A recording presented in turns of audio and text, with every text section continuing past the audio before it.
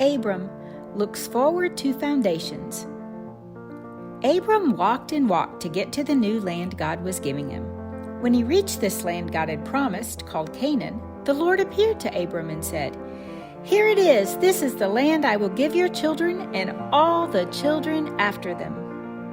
So Abram stopped and built an altar there to worship God.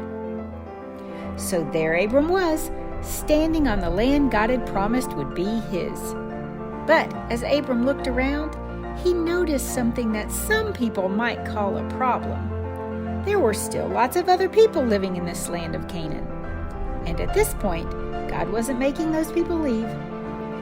Abram had packed up and left his old house and all the familiar people and places around him, and now he didn't have a house or a piece of land to call his or to call home.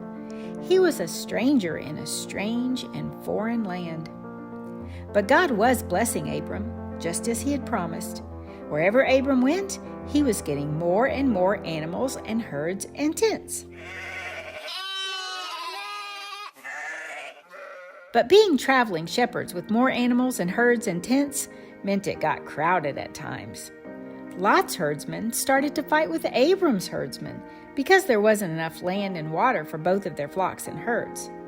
This fighting was not okay with Abram. So Abram told Lot, "Pick whatever land you want, and I'll take whatever's left over. If you pick the land in the east, then I'll take west. Or if you take west, then I'll take east."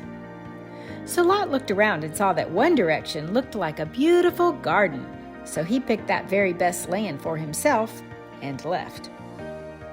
But Abram didn't mind. He wasn't going to be greedy about the land God had given him.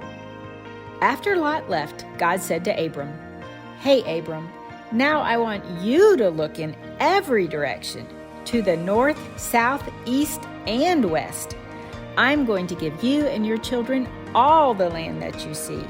It will all be yours forever. You are going to have so many children that they'll be like all the sand on the seashore." Have you ever tried to count sand on the seashore? It's a whole bunch. "Now get up and walk around the land I will give to you," God told him.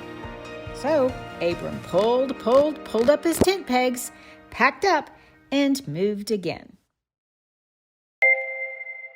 What if God told you to pack up your stuff and move to a surprise place?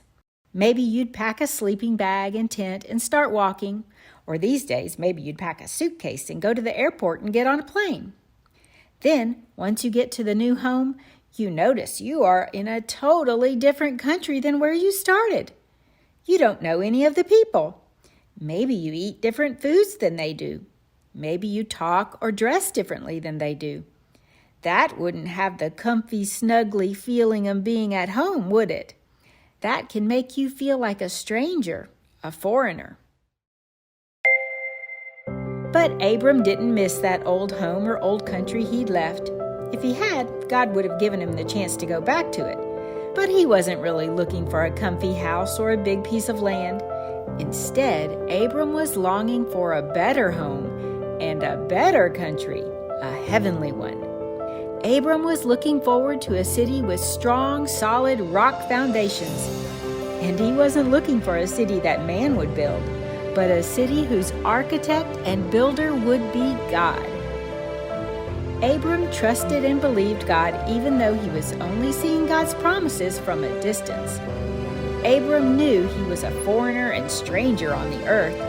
So even though Abram had to keep moving his tents as a stranger in a strange foreign place, Abram made his home in the land God promised.